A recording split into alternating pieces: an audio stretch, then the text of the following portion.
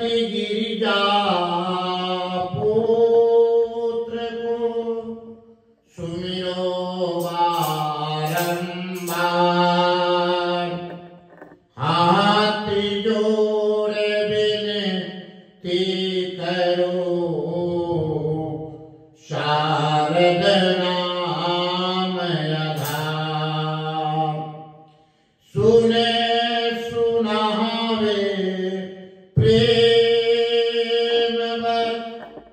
पूजे अपने हाथ। मन इच्छा सब कामना पूरी करे गोरक्षनाथ।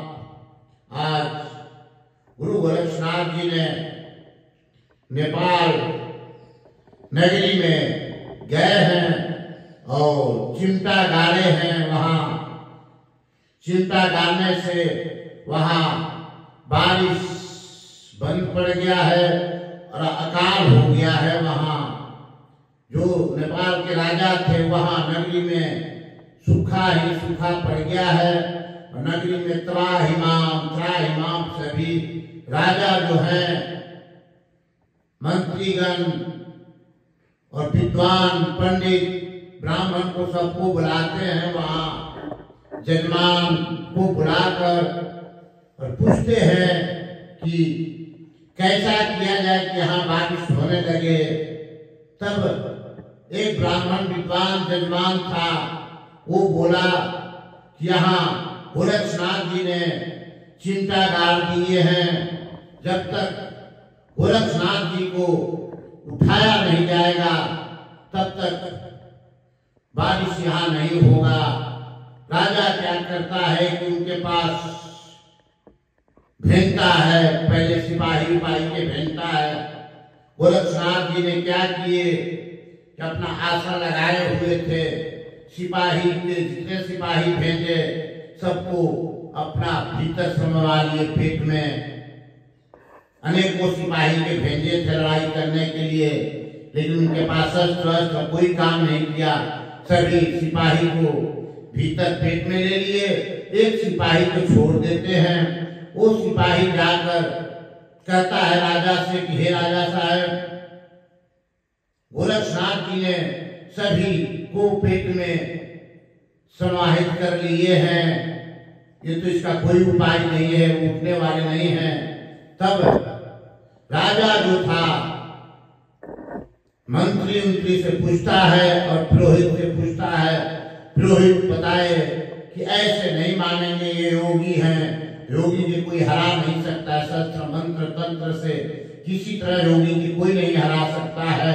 योगी के सिर्फ प्रेम से जीत सकते हैं, नहीं तो योगी जी कोई प्रेम से ही जीतता है, ऐसे कोई योगी के नहीं हरा सकता है। योग हठ सभी जानते हैं कि हठ जो होता है तगड़ा होता है। गोरक्षनाथ जी ने योग हठ लगा के चिमटा गाड़ दिए थे, वहां सूखा पड़ा हुआ था। तब राजा जो था मच्छिंद्रनाथ जी को झांकी निकालता है, ढोल नगाड़ा के साथ में बजाते हुए झांकी उनके नगरी में पहले घुमाता है, फिर उनके पास ले जाता है। तो कोई भी योगी सिद्ध पुरुष की झांकी निकलती है किसी भी देवी देवता के, तो योगी उठ के समान करता है। इसीलिए इंसान को किसी के भी समान करना चाहिए। जब दादा मच्छिंद्रनाथ जी को झांकी उनका रास्ता से जा रहा था, तब गोरक्षनाथ जी ने उठ के उनको सम्मानित किया, आदेश किया। आदेश जब करते हुए बारिश चालू हो गया। जब बारिश चालू हुआ, गोरक्षनाथ जी समझ गए कि ये जो राजा है छल कर दिया है मेरे साथ में। तब गोरक्षनाथ जी की कोई बात नहीं, फिर बैठ गया आसन लगा के। कुछ दिन तक रहे, तब राजा फिर अत्याचार करने लगा। जब अत्याचार करने लगा राजा, तब गोरक्षनाथ जी के पास एक सेवक था, पैर के लंगड़ा था और हाथ के लूल्हा था बेचारा। प्रतिदिन धूना पर सेवा करता था और गोरक्षनाथ जी को सेवा करता था। गोरक्षनाथ जी के यहाँ विनती करता था। तब गोरक्षनाथ जी ने उसको बोले कि तुम राजा बनोगे। तब वो बोला कि गुरु जी हम कैसे राजा बन सकते हैं, मेरे तो न चल पड़ते हैं, ना मेरे हाथ है ना पैर है, मैं कैसे राजा बन सकता हूँ।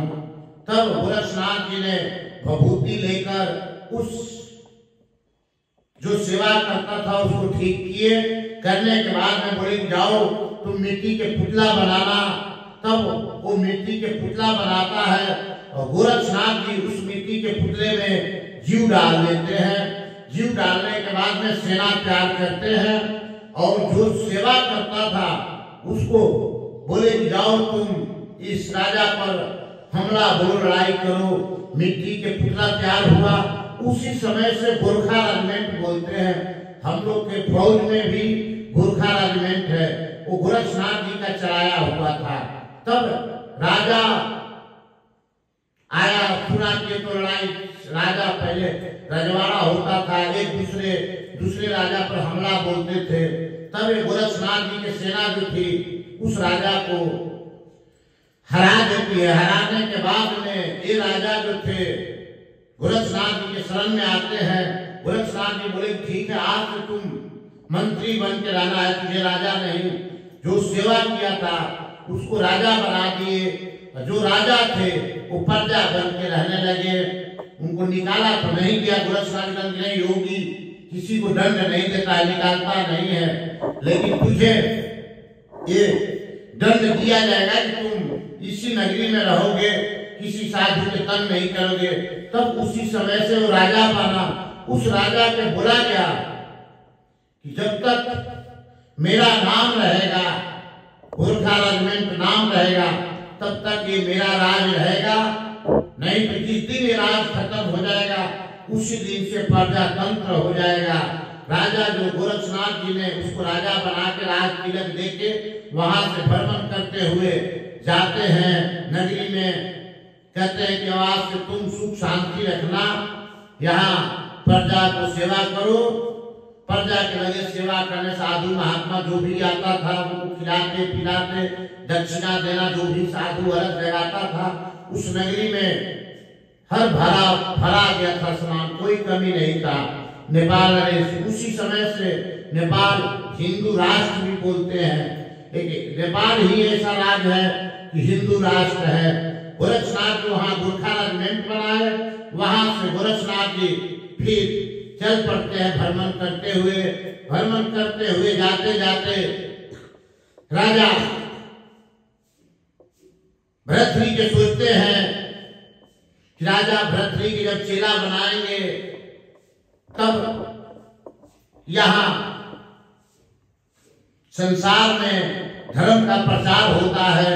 जब राजा चेला बनता है प्रजा देख के सभी धर्म के प्रति जाते हैं। जब राजा पापी होता है तो सभी लोग पापी होते हैं। गोरक्षनाथ जी मन ही मन में सोचते हैं कि क्यों नहीं भरतरी के नगरी में जाएं और भरतरी को राजा बना देंगे। राजा बनाने के बाद में भरतरी जब राजा बनेगा तो प्रजा स्वतंत्र हो जाएगा, धर्म के प्रति चल पड़ता है। इसीलिए जो राजा होते हैं धर्म के प्रति चलते हैं। प्रजा को जैसा रास्ता दिखाओगे वैसा ही प्रजा को रास्ता दिखाया जाता है। गोरक्षनाथ जी वहां पहुंचते हैं और जंगल में धुनी रमाते हैं। वहां धुनी रमाने के बाद में भरतरी उज्जैनी नगरी के राजा रहता है। वहां से भरतरी क्या करता है कि शिकार खेलते हुए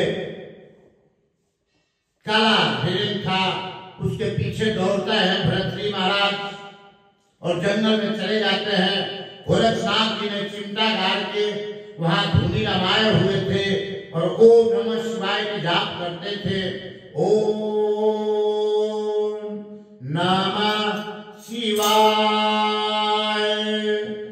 ओम नमः शिवाय, ओम नमः शिवाय, ओम नमः शिवाय, ओम नमः शिवाय। बोल बाबा गोरक्षनाथ जी महाराज की जय हो।